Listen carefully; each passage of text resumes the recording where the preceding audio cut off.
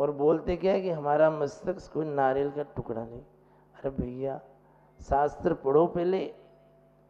सौदर्मिंद्र क्षायिक सम्यक दृष्टि था, और एक बार एक साधु ने परीक्षा के लिए, एक देव ने परीक्षा करने के लिए कि कितना सम्यक दृष्टि है नहीं, एक साधु को मछली का कांटा पकड़ा दिया और नदी के किनारे बिठा दिया, पीछे पास में मछली का कांटा हाथ में। तो राजा श्रेणी कौन क्षायिक सम्यक दृष्टि था, परीक्षा करने के लिए एक देव को भेजा कि देखते हैं कि साधु को नमस्कार करता है नहीं करता है। तो क्षायिक सम्यक दृष्टि राजा श्रेणिक ने पहले उनको नमस्कार किया, हाथ में मछली का कांटा है तो भी। लोग कहने लगे अरे कितने शिथिलाचार है, मछली को पकड़ने जा रहे हैं साधु और तू नमोस्तु कर रहा है। अरे मैं उनको नहीं, उनकी निर्गंत मुद्रा को नमोस्तु कर रहा हूँ, जो पीछे कमंडल धारी है उनको नमोस्तु कर रहा हूँ। ये क्या कर रहे हैं क्या नहीं कर रहे हो तो मैं बाद में सोचूंगा, लेकिन एक बार तो साधु देखिए उनको मैं नमन करूंगा।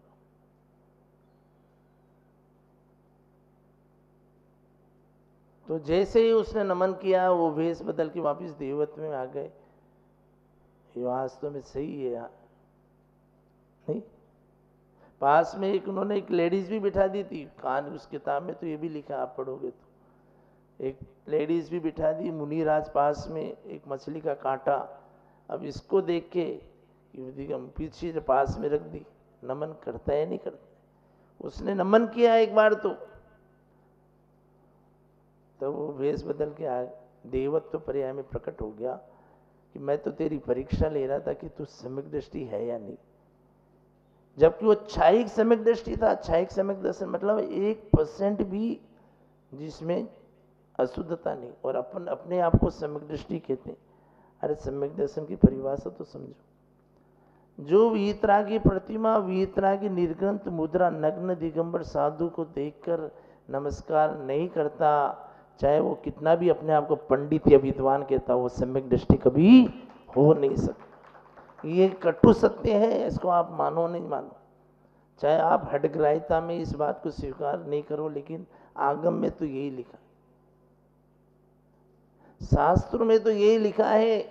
अब आप चाहे अपना नया कुछ पंथ, नया शास्त्र निकाल दो तो बात अलग है।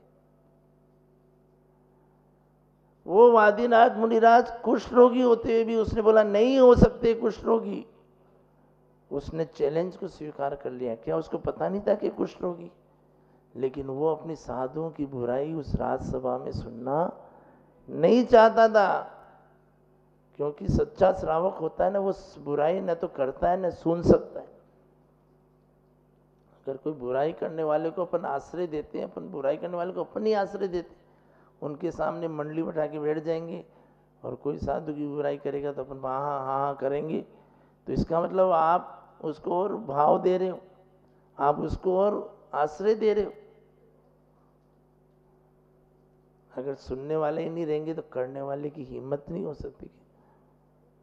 बेटा बुराई कर रहा है तो बाप को चाहिए डांटे, नहीं डांटता है तो बाप दोषी। इसी तरह से कोई अपने अधीनस्थ व्यक्ति बुराई कर रहा है तो उसको मालिक को चाहिए डांटे, नहीं तो मालिक दोषी। क्योंकि ये चीज जो गलत है तो गलत ही रहेगी, अपन नहीं बोलेंगे तो उसका तो और।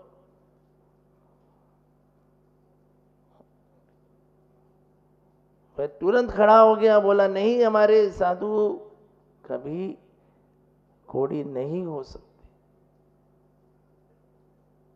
थी। एकदम झूठ बात, मैं आपको उदाहरण दे रहा हूं, झूठ थी, लेकिन वो झूठ भी सच थी। तत्वार सूत्र में उमर स्वामी का 6वां अध्याय देख लेना कि जो जिसमें साधु की बुराई हो रही है वो सच भी झूठ है, और जिसमें रक्षा हो रही है वो झूठ भी सच है। सूत्र है मिथ्योपदेश व्याख्यान कुट लेख क्रिया न्यासापान साकार मंत्र भेदा। ये तत्वार सूत्र का सूत्र है। इसमें पढ़ना कि सत्य की परिभाषा क्या है। सत्य वो नहीं है कि जो तुम दिख रहा वो बोल दो। सत्य ये है कि जो जिन धर्म की प्रभावना नहीं, आजकल सोशल मीडिया ने तो खेल मचा रखा, मर्जी है जो चीज सोशल मीडिया पे डाल दे, नहीं कोई महाराज को मान लो कोई डॉक्टर देख रहा है, तुम्हें फट पहुँचेगी, महाराज डॉक्टर हॉस्पिटल में गए, वो गए, कुछ भी बोल दी। अरे भैया क्या बात है, क्या नहीं है, तुम तो मर्जी है जो डाल देते। तो हम सोशल मीडिया का दुरुपयोग कर रहे हैं, सदुपयोग नहीं कर रहे हैं हम। सोशल मीडिया अच्छी बातों के प्रचारित के लिए है, खराब बातों के प्रचार के लिए नहीं है। एक तो वो व्यक्ति था जो भक्तिवशात अपने मुनिराज के सच को भी झूठ कह रहा था, और एक अपन है आजकल के लोग, न आणम न ताणम, कुछ मालूम नहीं हो, झूठ को भी सच बना बना के नमक मिर्च मिला के बोलते। दर्शन करने गया शाम को, महाराज जी ने पूछा क्या बात है आज टेंशन में क्यों है? कुछ नहीं, कोड़ी है, पूरा शरीर कोड़ से भरा, वो भी देख रहा है, लेकिन कहते हैं ना कि अपने बेटे में कोई कमी होती है तो आपको दिखती है क्या? सच सच बता, नहीं दिखती। तो उसी प्रकार से अपने साधु में भक्ति होती है तो अपने साधु में कमी नहीं दिखती। आपका बेटा यदि शराब पी ले तो आप ढिंढोरा पीटोगे क्या मेरे बेटे ने शराब पी? सच सच बोलना, बोलोगे? उस बात को घर से भी बाहर नहीं निकलने दोगे। तो वो अपनत्व भाव साधुओं के प्रति क्यों नहीं आता है? वो जैन धर्म के प्रति क्यों नहीं आता है अपने आप? और हम तो बोल देते हैं, अरे थोड़ी, अरे भैया सोचो तो सही, तुम जिस कुल में जन्म लिए, जिस धर्म के अनुयायी हो, और तुम अपने ही धर्म के लिए ऐसा बोल रहे हो। 1000 बार सोचना चाहिए, एक नहीं 1000 बार। बंधु, वह कुष्ठ रोगी मुनिराज के दर्शन कर रहा है, लेकिन उसको कोड नहीं दिख रहा है। कोड तो है, जानता है, लेकिन कोई बोलेगा क्या? महाराज जी आप तो कोड़ी हो, कभी आपके मुंह से निकलेगा? सम्यक दर्शन में एक निर्विचिकित्सा अंग भी है कि साधुओं के शरीर को देखकर ग्लानि नहीं करना। मान लो साधु का शरीर मलिन है, साधु दिखने में अच्छे नहीं लग रहे, तो क्या आप उनको आड़ नहीं दोगे? क्या साधु रुग्ण हैं, बुढ़े हो गए, तो फिर वो सम्यक दर्शन कहाँ पला? क्या उनकी तुम वैयावृत्ति नहीं करोगे? क्या सेवा नहीं करोगे? सम्यक दर्शन के तो 8 अंग होते हैं, एक अंग भी कम हो जाए तो सम्यक दर्शन नहीं होता। नांगिनम मलम चेतु दर्शनम जम संतितम नहीं मंत्रो अक्षनीनो नीति विस्वेदनम। समुद्र आचार्य कह रहे हैं 8 अंगों के धारक बनो तुम, अकेले निशंकित मत हो। निकांक्षित निर्विचिकित्सा मुदृष्टि उगुवन, निर्विचिकित्सा में साधुओं से ग्लानि नहीं करना, साधुओं से दूर नहीं भागना। महाराज जहाँ जा रहे हैं तो यूं नहीं कि रास्ता पलट जाए, महाराज के सामने जाए तो दूसरी गली से रास्ता पलट, अरे क्या घबराना, महाराज जी अपने ही महाराज है, दर्शन करो, भक्ति से करो, क्यों टालम टोल कर रहे हो? नहीं, कोई ऐसे तो तुम श्रावकों से तो सबसे मिलते हो, साधु से क्यों नहीं मिलना चाहते? साधुओं के दर्शन क्यों नहीं करना चाहते? अमूढ़ दृष्टि दृढ़ता रखो, अच्छी बात है। अमूढ़ दृष्टि का मतलब है जो अन्य सरागी जो देव है, वस्त्रधारी, उनके प्रति आपकी संदन, उसमें ये नहीं लिखा है। एक बार तो बाहरी मुद्रा को देख के उपगमन में दोषों को छिपाना है, और स्थितिकरण में जहाँ तक कोशिश करें अपन को सहयोग करना है, वापिस वो ठीक हो जाए। किस वात्सल्य में वात्सल्य भाव रखना, प्रभाव ना, जिन धर्म पर कभी कलंक नहीं लगना।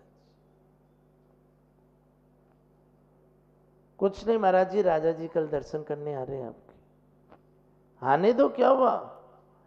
कुछ नहीं महाराज जी, अब आपको क्या बोलूं? नहीं नहीं, तुझे बताना पड़ेगा। क्या वार्तालाप हुआ मुझे बता। महाराज जी हुआ तो कुछ नहीं, बस ऐसे ही, मत पूछो। वो तो कुछ बोला नहीं, लेकिन एक दूसरा सावक था, उसने कहा महाराज जी आपका भगत ने भरी सभा में बोल दिया कि महाराज जी मेरे सुंदर है।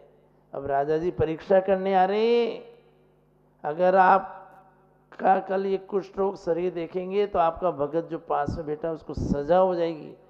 उसने खुद ने नहीं बोला, उसको फांसी की सजा पर चढ़ना मंजूर था, लेकिन अपने गुरु को कोड़ी कहना मंजूर नहीं था। ये होती वक्त मैं फांसी पे चढ़ जाऊं, लेकिन घोड़ी नहीं। दूसरे ने कहा तो महाराज जी भी अपने भक्तों का तो ध्यान रखते ही हैं। अच्छा ऐसी बात है? उसने तो कुछ नहीं बोला, कुछ नहीं महाराज जी, कुछ नहीं होगा, मुझे चिंता नहीं है। वो अपने हिसाब से वही आवृत्ति सेवा करके चला गया। महाराज जी से उसने कुछ नहीं कहा, वो तो दूसरे श्रावक ने कहा ऐसा ऐसा वार्तालाप हुआ। रातों रात महाराज जी ने एक ही भाव स्तोत्र पढ़ना शुरू किया, वही एक ही भाव स्तोत्र जो आपकी जिनवाणी में। क्योंकि साधु के पास रिद्धि होती है, ऐसा नहीं है ठीक है साधु उपयोग नहीं करते। एक बात और बता दूं कि साधु लोग अपने इलाज के लिए कभी उपयोग नहीं करते। साधुओं के पीछे से हजारों लोगों का, साधुओं के आशीर्वाद से हजारों लोगों की बीमारी ठीक हो जाएगी, लेकिन खुद की बीमारी के लिए साधु कभी कोई कामना नहीं करते। हो तो कहते हैं कि उपसर्ग आने दो, बीमारी आने दो, हम सहन करेंगे और प्राण चले जाए समाधि ले लेंगे, लेकिन कभी उस बीमारी का इलाज नहीं कराएंगे। ये होती है उत्कृष्ट समाधि साधु। तो वादीराज मुनिराज ने कहा कि देख मेरे लिए नहीं, मुझे तो कोई तकलीफ नहीं हो रही, मैं तो उस कोड़ को सहन करने को तैयार हूं, लेकिन आज इसने भक्त की फांसी की सजा की बात आ गई और जिन धर्म की प्रभावना हो जाएगी। जिन भक्त जो गुरु का भक्त पक्का, कल उसको फांसी के फंदे पर लटका देंगे। उन्होंने तुरंत एक ही भाव स्तोत्र पढ़ा, सारा का सारा कोड मिट गया। एक इतनी सी उंगली में उन्होंने स्वयं ने बचा के रखा, ताकि उनको खुद को भी अहंकार नहीं आ जाए, खुद को ध्यान रहे कि मैं ऐसा बीमार, ऐसा कोड़ी था। अगले दिन राजा जी पूरे परिकर सहित दर्शन करने गए, मंत्री जी और सबके सहित। पूरा शरीर चमक रहा था, एकदम सुंदर शरीर देखकर राजा जी ने कहा क्या वीतरा की निर्गंत सुंदर रूप है। राजा जी देखते रह गए, पूरे शरीर को ऊपर से नीचे देखेगा कहीं कोड है नहीं। मंत्री जी देखे ये क्या, महाराज तो वही, ये दूसरे आ गए। महाराज तो वही नहीं, पहचान नहीं पाए। जैसे कल बच्चे कह रहे थे महाराज जी वो वाले महाराज कहाँ है, उनको क्या पता कि केस लॉच होगी है। बच्चे स्कूल चले गए थे, शाम को आके हमसे पूछे वो वाले महाराज कहाँ गए। मैंने कहा कौन सी, मैंने कहा महाराज तो कहीं नहीं गए, बाल चले गए। तो केस लॉच होता ही क्या, लेकिन वो तो महाराज तो वही की वही थे, वादीराज मुनिराज तो वही थे। तो वो कहाँ भी कैसे। मंत्री जी ने कहा ये क्या हो गया, चेहरा वही है, महाराज तो वही है। कल तो उनके पूरे शरीर पर गलित कुष्ठ रोग है, यानी दुर्गंधित कुष्ठ रोग था। कोई अब तो स्मेल भी नहीं आ रही, कोई गंध भी नहीं आ रही, कोई शरीर भी चमक रहा है। ये कैसे हो गया, पसीने छूटने लगे। मंत्री जी पसीना पोंछने लगे। महाराज तो क्यों सैनिकों, कोई दूसरे महाराज तो नहीं, दूसरे महाराज नहीं, वही महाराज है। रात भर पहरा भी था, ध्यान है हमको तो, कोई भी महाराज आते जाते तो पता रहेगा, रात को तो ऐसे भी साधु विहार नहीं करते। फिर ये क्या हो गया। राजा जी दर्शन किए और थोड़ा सा दर्शन करके थोड़ा सा बाहर। मंत्री जैन साधु की निंदा करते हुए शर्म नहीं आती, कहाँ कोड गए ये सैनिकों, इनको पकड़ लो और आज ही फांसी की सजा दो। ये बात मुनिराज के कान में पड़ी। अरे राजन क्या कर रहे हो। महाराज जी आप मत बोलो, कल इसने भरी सभा में इस मंत्री ने आपको कोड़ी कहा, जैन साधु की निंदा करता है उसको फांसी की सजा ही मिलनी चाहिए। मंत्री जी तो पानी छूटने लग गया, घबरा गए, दूझने लग गए। लेकिन जैन साधु दयालु होते हैं, वो दया के धनी होते हैं। राजन इनको फांसी की सजा मत दो, आपके मंत्री जी सही कह रहे थे। कल मेरे कुष्ठ रोग था, वो झूठ नहीं बोल रहा था। नहीं हो सकता कल कुष्ठ रोग था तो आज कहाँ चला गया। मैं सही कह रहा हूं, कुष्ठ रोग था, इसको आप फांसी की सजा मत दो मंत्री जी को। जिन भक्त तो वहीं खड़ा ही था, सब लोग जिन्हें मुनिराज के भक्त तो खड़े थे, उनको तो अब मिलने की सवाल ही नहीं। फिर उन्होंने एक छोटी सी उंगली का इतना कुष्ठ रोग बताया, देखो ये ऐसा कुष्ठ रोग था मेरे शरीर पे, पूरे शरीर पे था, तो आज बस हो गया दूर। कुछ नहीं, कैसे दूर हुआ? उन्होंने कागज पे जो एकीभाव स्तोत्र वो लिख के दे दिया। उस राजा इतना प्रभावित हुआ, उस दिन से उसने भी जैन धर्म स्वीकार कर लिया। और आज भी किसी को कोई चर्म रोग या ऐसी बीमारी होती है तो एकीभाव स्तोत्र पढ़ने से वो दूर हो जाती है। भक्तामृत के समान ही ये भी स्तोत्र प्रसिद्ध है, जिसकी रचना वादिराज मुनिराज ने एक रात में ही कर ली थी। एकीभाव स्तोत्र, नाम तो सुना है ना। एक विषापार स्तोत्र तो धनंजय कवि ने किया, जिससे उसके बेटे के सर्प का विष उतर गया। उनको भी श्रद्धा थी, वो भी सच्चे भक्त थे। तो अपन पहले सच्चे भक्त तो बने। हम उस धनंजय सेठ की तरह, उस श्रावक की तरह जिसने वादिराज मुनिराज को की निंदा सुनना स्वीकार नहीं किया, तो हम साधु के बारे में बोलने से पहले साधुओं के सच्चे भक्त बने।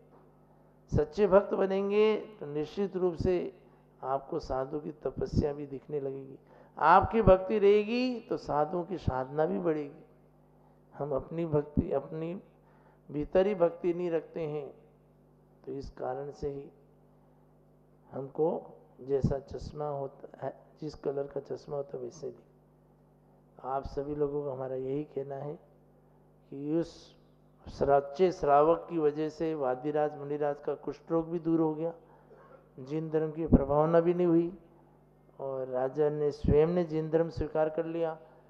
मुनिराज के कहने से राजा ने उस मंत्री को फांसी की सजा भी नहीं दी, और सभी लोग जैन धर्म की जय जयकार करने लगे। मंत्री जी स्वयं उस मुनिराज के चरणों में गिर पड़े, मुझे माफ़ कर दो, कल मैंने आपकी निंदा की, मुझे क्या पता कि आप में इतनी शक्तियाँ, इतनी रिद्धियाँ, इतनी सिद्धियाँ होती। वो उनके चरणों में गिर पड़ा। बंधु, आप सभी लोगों को यही मंगल में आशीर्वाद है कि हम अपने भीतर श्रद्धा रखें, भक्ति रखें। श्रावकों का कर्तव्य है भक्ति करने का, और साधुओं का कर्तव्य है साधना करना।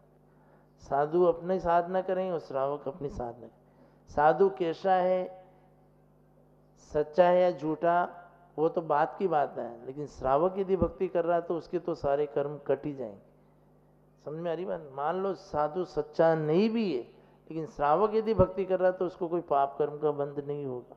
ये साधु अपनी साधना कर रहा है, कोई दोष लग भी रहा तो वो तो प्रतिकोण प्रायश्चित कर लेता है, और वह तो उसका लक्ष्य रहता है समाधि को धारण करना। अभी पता चला सुबह सुबह दिल्ली में तरुण सागर जी महाराज जी, तरुण सागर जी महाराज जी जिन्होंने विश्व में जैन धर्म की पहचान बनाई, ऐसे क्रांतिकारी के नाम से तरुण सागर जी जाने जाते।